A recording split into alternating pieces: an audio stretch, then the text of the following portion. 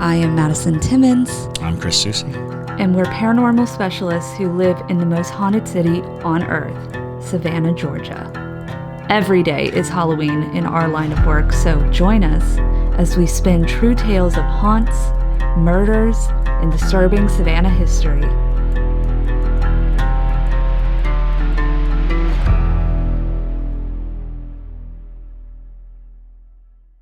I'm Madison. I'm Chris. And welcome to the most haunted city on earth. Hello, and welcome back to another episode of the most haunted city on earth. My name is Madison Timmons. I'm Chris Susie. And I'm the corpse of the turkey that you ate outside your bedroom window tonight. Why were you eating it outside the bedroom? Why were you outside eating corpse. turkey? What? Because you threw the corpse outside. The corpse is outside? I'm the corpse of the turkey. I thought you were saying you ate the turkey outside the window. No, I'm coming to get you. Oh, so it's the turkey. The turkey is standing outside. Gobbling you up. Okay. It was not as creepy. Well, I guess it is creepy to think of a guy just standing outside his house, outside his bedroom window, eating a turkey. Wearing the turkey. Okay, like that's wearing the corpse of the turkey. What size turkey do you guys get? Big one. Apparently. And I'm aware. Something I should tell you is JT is only about 3.5 feet tall. Yeah. So he's practically a gnome at this point. Yeah. If he had a pointy hat, gnome. Yeah. I'm 5'6". Leave me alone. But yeah. He's short and spunky. Yeah. My name's Giblets. Giblets. That's a great name for a turkey. Giblets. That's a good name for a dog. If you had a old hound dog. All right. Maybe. New movie idea. Someone raises turkeys and a family doesn't have a turkey for Thanksgiving because something fell through, and they ended up stealing the man's prized large turkey and killed it and ate it. And he wears its corpse and kills them, and his name is officially Giblets. But didn't they eat the corpse? Yeah, so he's just No, like the bones. Oh, yeah. Like he's wearing the. He makes like a skeleton armor out of the turkey. Absolutely. Yeah, Sure. with the because tail turkeys feathers. are notoriously hard to kill. They are. Yeah. Really? Yeah. No, you got me. You got to shoot I them in want the to say head. that we chop their heads off and cook them all the time, literally daily. It's But okay. yeah, that'd be wild, huh? It's okay. Giblets can get pardoned by the president. So There's a horror franchise about a killer turkey. Thanksgiving. yeah, It's Thanksgiving, yeah. Eli Roth. it's Love it. fantastic. No, not the Eli Roth. Before that, it's a trauma where it's literally a turkey and it's like a hand puppet. Yeah, no, I think that's Thanksgiving. But it's It's not, like a- I don't it's think like it's Eli Roth's is like That's Thanksgiving. a Puritan killer. No. This is before. Before. What you're thinking even of earlier. is Eli Roth. Okay. Yes. I didn't realize it was Eli Roth. Yeah, but it is trauma-esque for sure. Yes, but yes, we Parajunkies love my idea. Look. yeah. Oh yeah. Sure. But That's what it's not concern. They're supportive. But yes, we hope that y'all had a great Thanksgiving if you celebrate the Thanksgivings. And we do have some big announcements for you today before we get into our ghost mail. Oh, yeah. So, Chris, you want to give us a drum roll before you give the announcement? Sure. So, we are actually going to open a paranormal museum here in Savannah. Woo! We are going to create an attraction that will examine the history of paranormal research, the history of occult and paranormal. We're going to have a ton of haunted objects. We're going to have it all laid out so that you can come in and experience haunted sort of happenings without having to go all over the place. You can just come to one spot. That will be the Savannah Paranormal Museum. And as a matter of fact, nice. If you're out there and you have some haunted object in your house or a friend who keeps talking about this thing they got to get rid of, we are accepting haunted objects that we will display in the museum. We love any haunted object that has a story attached to it.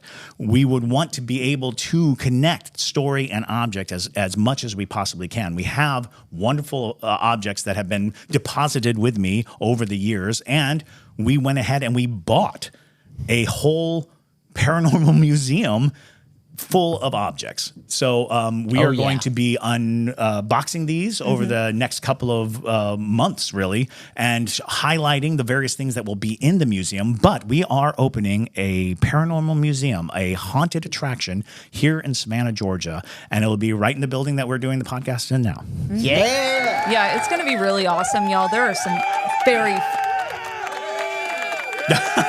I did Cheering noises. There's a cheering. I just could hear it coming from the headphones that are just...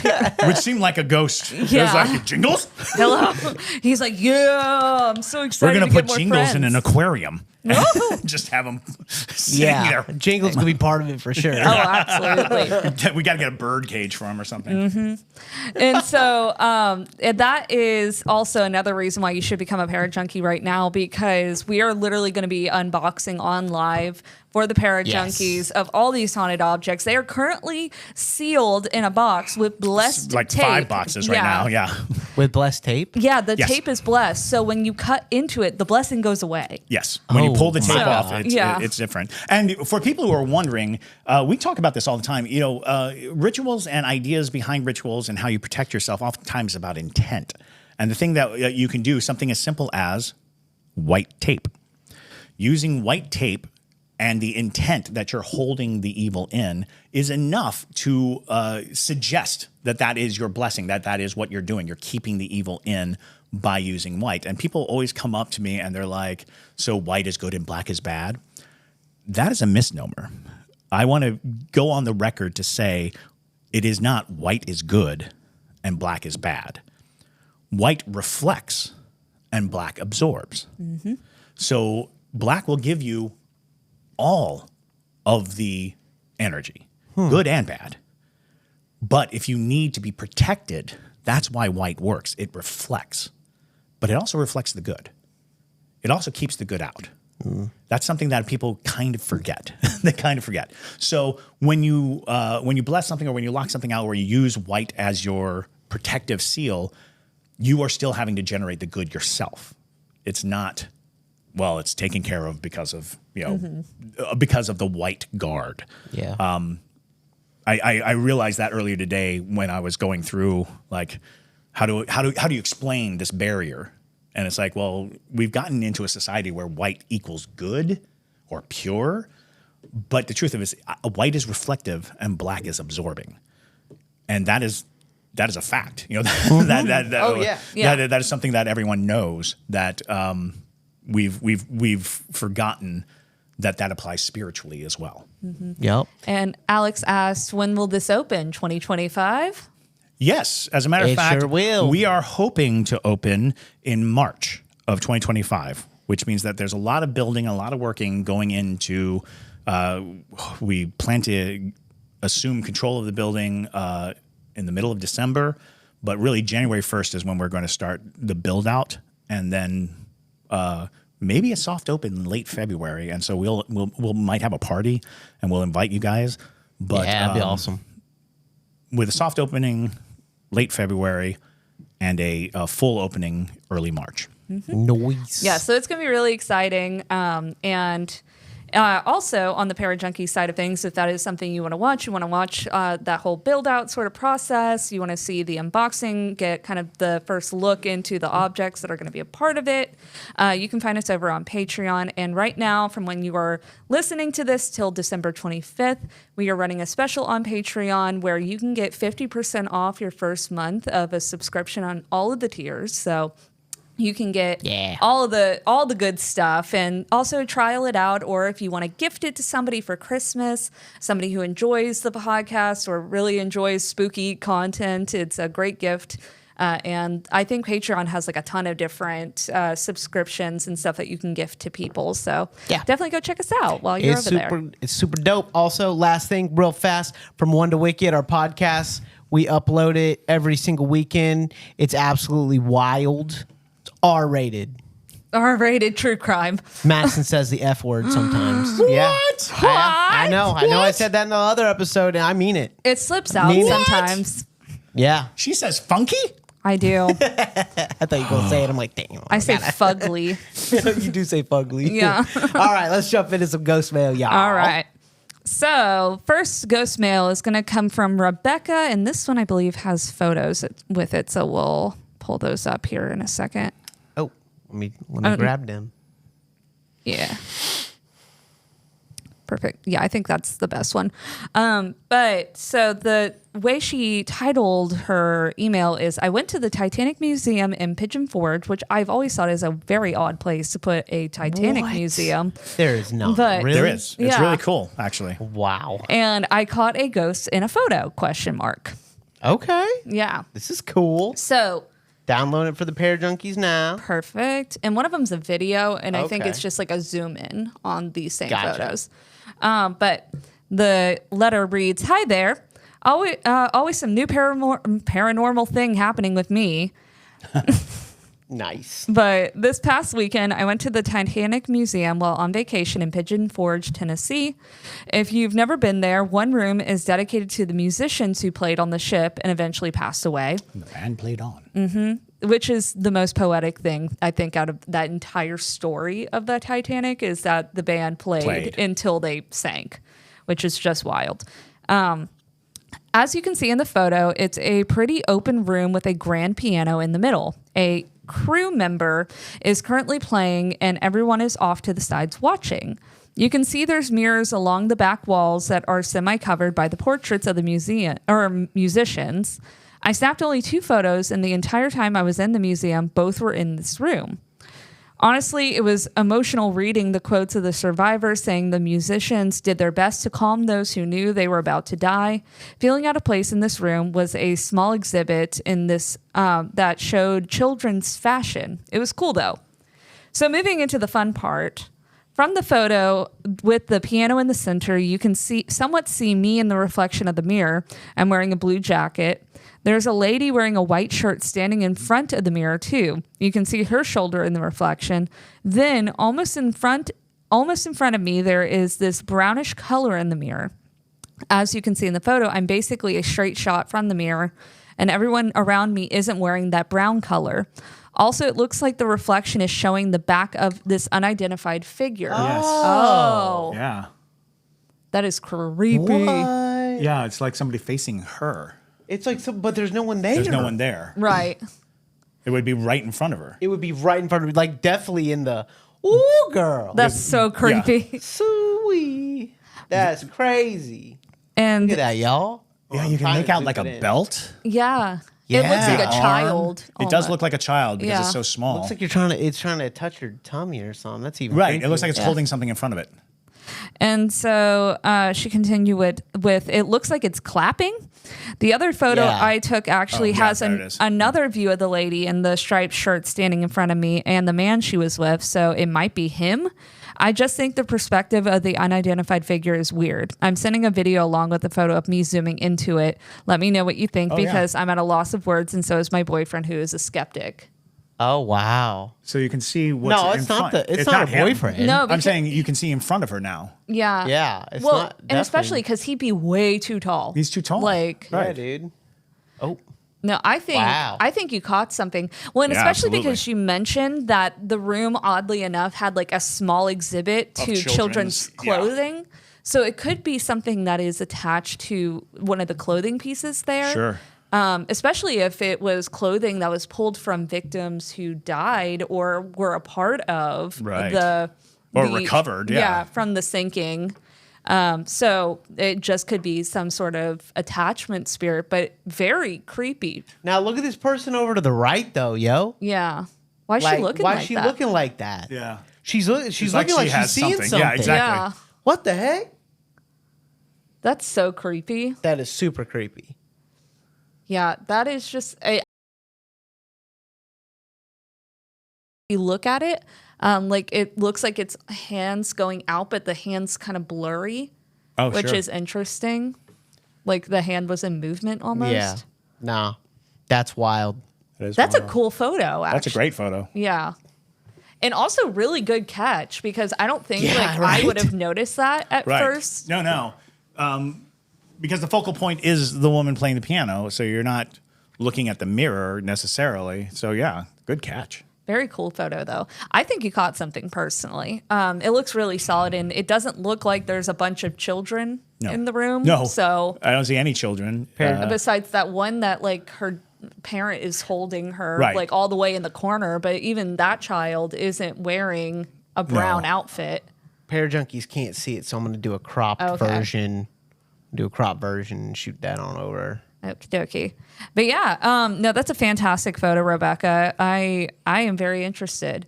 I mean, if they have like a ton of artifacts, you know, in the... I wonder if anyone who works there has any stories, or if there's, you know, I would imagine so. It is a haunting event to create an attraction out of. And I want to say that I've heard of when it was a touring show, I heard stories about people having ghostly encounters when it was on tour. So I'm interested in that.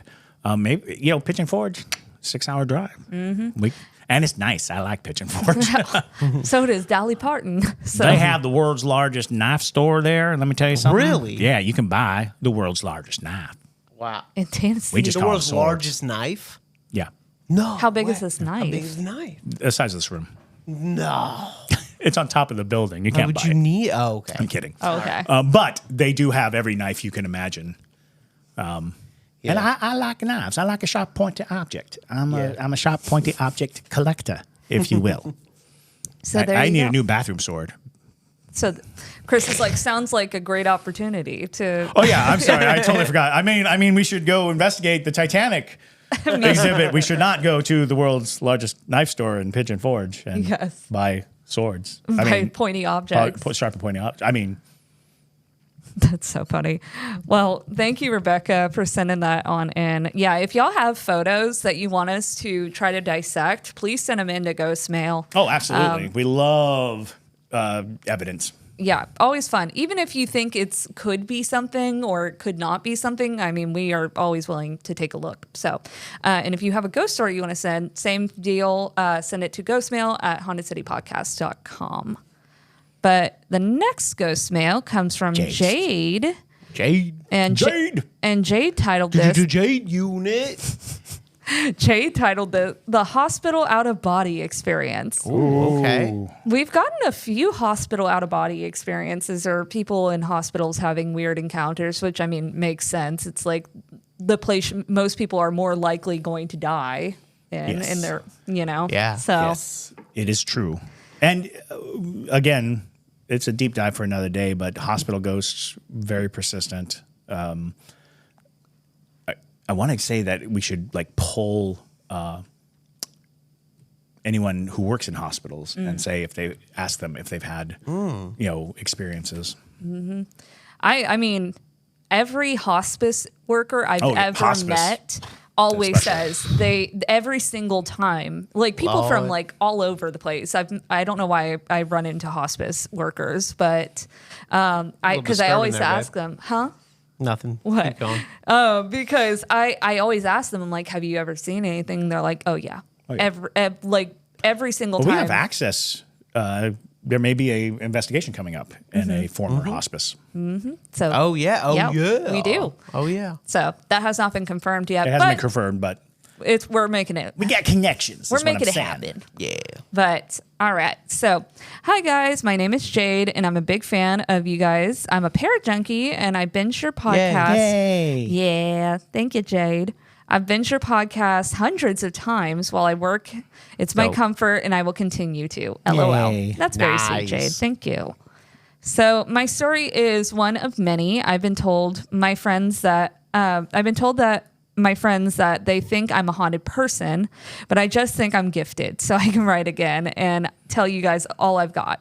Yeah. So please, please do. Absolutely. You know what Chris always says? Yeah. But what do I? People are more likely to be haunted than houses. Oh, I thought I always said bathroom swords are best. Bathroom swords are best. Well, we're partial to bathroom axes, but to each their own. Bathroom implements of destruction, preferably edged. Yeah, preferably.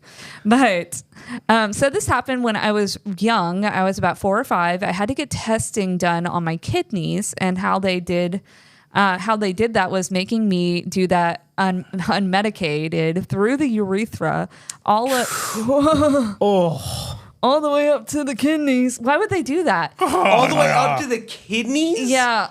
Like unmedicated when you say that, like no pain. Killer. Oh. What kind of torture hospital did you go to? That is so awful. No. I can feel it in Waverly my Hills junk, bro. No. I'd just be like, take the kidneys. Literally, just take them. take them both. I don't need them. Why don't you just pop them out, look at them, pop them back in? I'll put my own filter in there real quick. Don't you worry.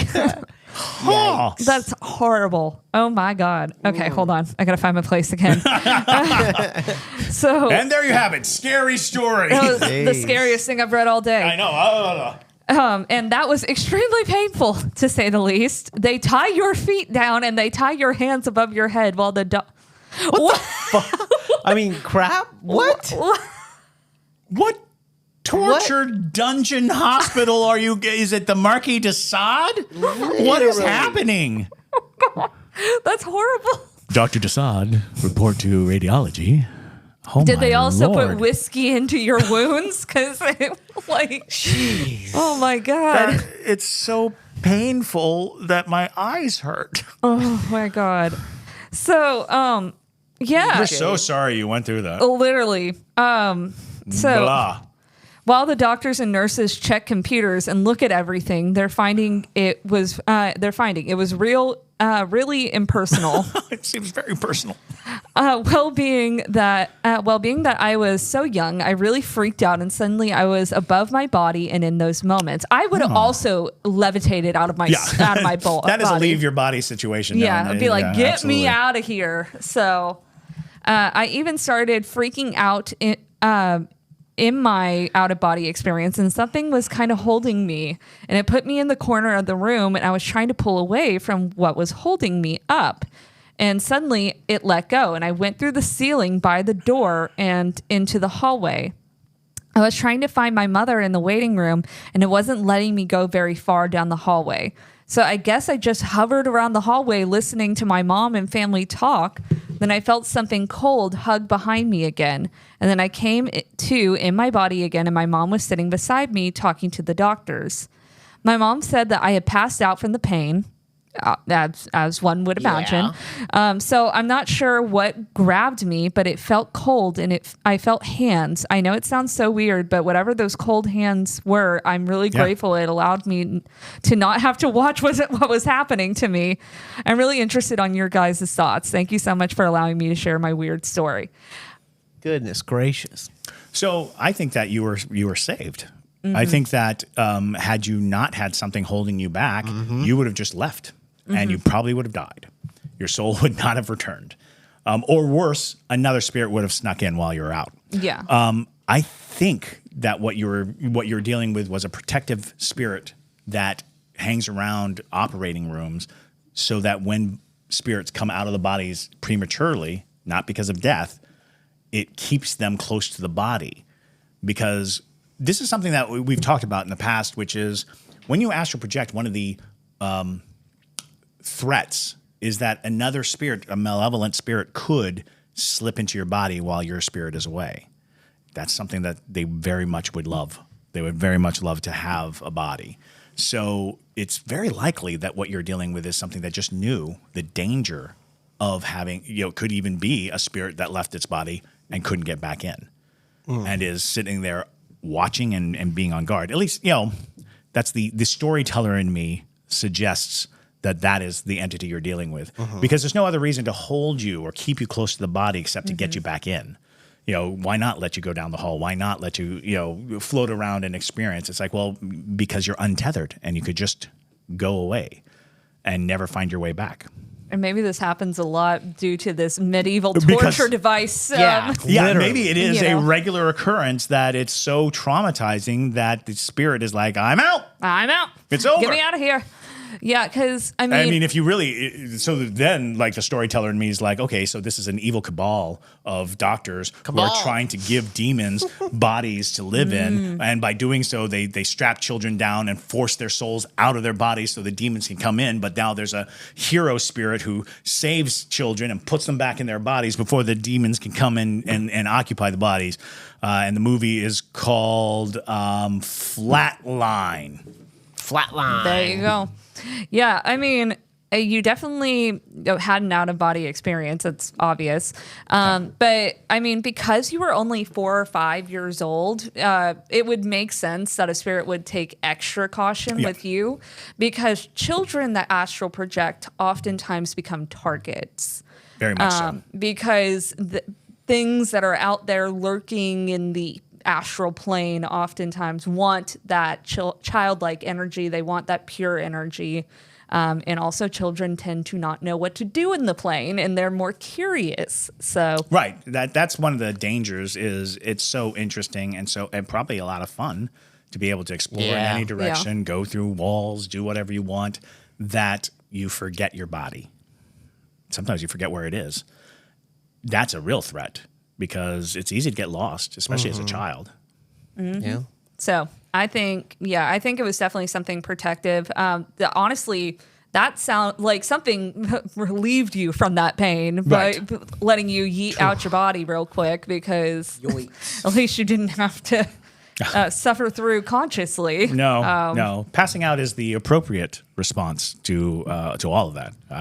I felt like passing out just hearing it. So Yeah, right. Honestly, I hope that hospital has been condemned, because it's like, that is just nightmarish. I'm going to write a Yelp review. Just send me a. I don't even know why they would not give her painkillers for something like that. Like, I get keeping. There are procedures where you need feedback, but it doesn't sound like they needed feedback. That's what I'm saying. It's So like brain surgery is different. Yeah. Well, and even like blockages, like trying to clear out a blockage, you sometimes have to be like, Yeah. do you sense this? Do you feel this? Yeah. Weird. But still, no. Zero. Tying a child to a bed is There's never our the. oh, hell no button. Oh, Jeebs. So Yep. Yeah. that's the scariest thing. That's the scariest thing that I've heard all week. Yes. No. I'll take a demon any day. 100%. So, Jayde, send us your other stories too. Absolutely. Hopefully they're not as traumatic as that on a medical front, but even if they are, still send it. But And here's the question. Before this event, were you a haunted person? Or since this event, were you a haunted person? Because this is the kind of event that marks you, that you suddenly shine a light in the dark and all of those moths are going to come flirting around you. 100%. That's a good theory. So Jayde, send us a follow-up. Heck yeah. And tell us what hospital it is so we can look it up. I want to read the reviews. Dr. von Frankenstein's House of Horror Hospital. Maddie and I were in the Virgin Islands for like our 2-year anniversary. Oh my gosh. And there's this hospital in the Virgin Islands, the only one they have. And What was it, supposedly St. Thomas? Yeah. I think it was St. Thomas. It's just absolutely atrocious hospital. Don't go to that hospital. Like just horrible, because it's all they got. So it's like, this is what you're stuck with. This is it. And Maddie and I just sat on the cruise ship drinking beer or wine or whatever we had, reading the bad reviews. Well, instead and it of was going and exploring. That particular cruise was, we had a fantastic time, but there were 5 medical emergencies that happened. Insane. We had to turn around twice. That's not right. On that cruise, and St. Thomas was one of them. Yeah, and this was after we read the reviews. We're like, no, literally, we're like, no, don't send them there. Send them to another island, please. Oh boy, yeah. If y'all want entertainment, go read about the St. I think it's the St. Thomas one. Go read the St. Thomas hospital reviews. You're gonna hate it. Nightmare. By the way, this is a brief insight to Maddie and JT's party hardy attitudes on cruises. They Yeah. read the Yelp reviews We read on about hospitals. more serial killers on cruises than most people. I'll tell you No. that. Also on cruises, to prepare for the last cruise we went on, which I believe it was that one, what we did was we watched every documentary about murder on a cruise ship. Murder on a cruise ship. So like all the husbands that pushed their wife overboard, Oh, sure. all Yeah. of those. Yeah, because we are trivia fiends. We will be there with the blue hairs. Oh, yeah. At the crack of dawn for trivia. Oh, yeah. And and then, well, because that's a regular thing that we do to entertain ourselves. Yeah. We read about really run-down looking establishments. We read reviews on them because yeah. we want to know what's going on. Last Yeah. night we read about a motel where the Casanova Killer. held hostage a woman, and the place is still operating, and they still rent the room. Yeah. There you go. Hey, well, They rent the room. It's room 10. that's Yeah. Maddie and I want to The rent it relax out. in. It's the relax in. let's get a paranormal investigation going there. Yeah, let's do it. Honestly, Anyway, all right. probably the scariest thing you're going to find is the bed bugs, but nonetheless. So It's a roach motel. Anyway, all right. I think we have room for one more. okay. Room for one more. So this one comes from Holly, and Holly just titled it Ghostmail. But hi, Madison, Chris, Debria, and JT. Debria, you got a shout out. So there you go. That's what I'm talking about. Insert a little photo of yourself, like yay or something. I don't know, whatever you want to do. But we should maybe reconsider doing these late night filmings. But I was introduced to your podcast a few months ago by one of my best friends. Shout out to your best friend. Yeah. I really enjoy having your podcast in my weekly rotation and feel like I'm listening to a conversation amongst friends. Aw. It's very nice. I would like to share a short but sweet ghost mail. We need it after visualizing that, Yeah, that right? medical procedure. So for privacy, I'm changing my child's name for the story. Other names are okay to use, though. When my daughter was about 15 months old, I left an unsafe marriage. Things were rocky and uncertain for a long time. We moved halfway across the country back to my hometown to be with family. At the time, as a single mom who'd been a stay-at-home mom, I had no idea what else to do. The entire divorce and custody process took around 2 years. In that time, I started a career in education, which I stuck with for the next 8 years. Before I get to the endearingly spooky part, I need to give some context. When I was a kid, I was incredibly close to my maternal grandfather. After he moved to Florida when I was very young, we continued to see each other about twice a year. We'd go down to Florida once a year, and he'd come up to our hometown once a year. We loved WWE wrestling. Walker, Texas Ranger, and sitting on my family stoop on a warm summer days and watching dolphins play in the bay near his house, which is very Florida and very cute. Mm-hmm. If we were visiting Florida, he was my hero. When I was 12, he very unexpectedly died from cancer. He had it for a year or so, but wanting to be reunited with my grandmother, who passed prematurely, he declined treatment and did not tell us. Oh, wow. Wow. That's very poetic in a way, but that's very sad. Very sad. My grandpa's name was Ed. While I knew his full name was Edward, I never knew his middle name until his funeral. It was Harry. He hated it so much he told virtually no one. Jumping forward again to 2017, at this point, I was 17 years since it was 17 years since his passing. My divorce and custody case was still ongoing, and without going into detail, there were real safety concerns for my daughter. Let's call her Sage for the purpose of the story. At this time, Sage and I were living with my parents. She was about 2.5 at the time. I was working full-time and going through a certification program for the daycare I was working at then. One night, I came home late, and my mom said, "You'll never believe what Sage said at bedtime." I was completely clueless. My mom said that as Sage was sitting on the bed, fully awake, she said quite happily, "Hi, Edward Harry." Oh my gosh. Oh, wow. That's so cute. I immediately began bawling. Sage wasn't at an age where I'd talk to her about my grandfather, and there were no other relatives that shared those names. From that moment, I knew somehow things would turn out okay and she would be safe. That was not the first or last time she saw or said something spooky, but by far my favorite. Thank you for taking the time to read my story. I hope you all have a wonderful rest of your weekend. Nice. Yeah, that is a That's a very super sweet story. That is, and I would wager to say that's a very common experience too. Yes, absolutely. Yeah. Not as Familial ghosts are so common and so easily accepted because it makes sense. Because absolutely, if you are able, if you have the energy, who are you going to spend your time with? I don't understand people's obsession with the bloody ghosts, with the scary ghosts, because the truth of the matter is those people don't got nobody. You know, if you have a loved one living, you'll spend time with them.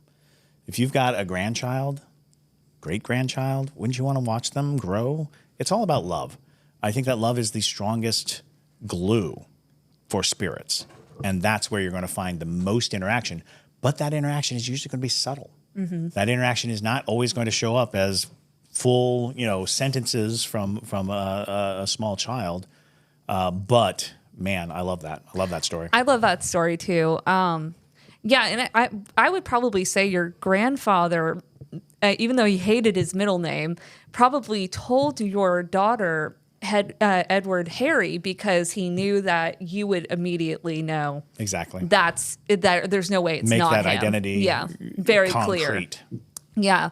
That's the whole reason why my parents started believing in spirits was because my grandmother would come to me as a child and she had passed and around I was a little bit older than your daughter was, but I could perfectly describe her. I knew her hair color. I knew she had the beehive hairdo, which was like her, iconic. Yeah, it was her signature look and stuff.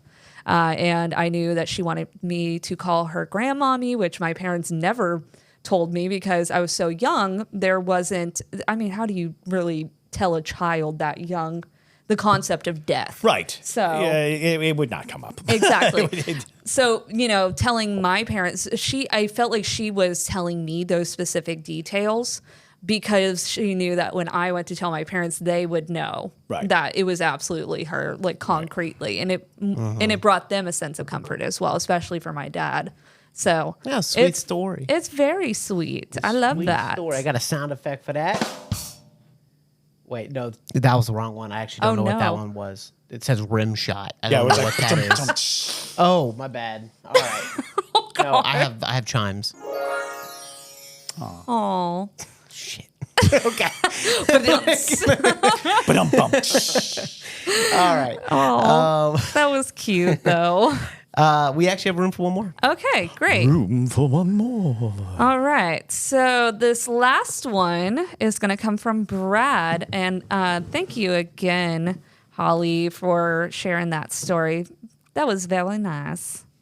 But Brad is going to follow it up with a darker title. My dead friend Erish, I'm assuming it's Erish. That's the only person I've ever known with this spelling of name was Erish, but it could be Eric. It's Erich. I've known Eric's with the CH as well. Okay. Depends. It's dependent. We'll go with Erish. If it's Eric, I apologize. But long-time listener, first-time writer. Okay, want to jump right in? Let's do it. Sounds great. A few years ago, before I met her, my friend, who we'll call Kay, had a friend named Erish. Erish struggled with depression and substance abuse. One day, still well before I came into the picture, he passed away, but hung around.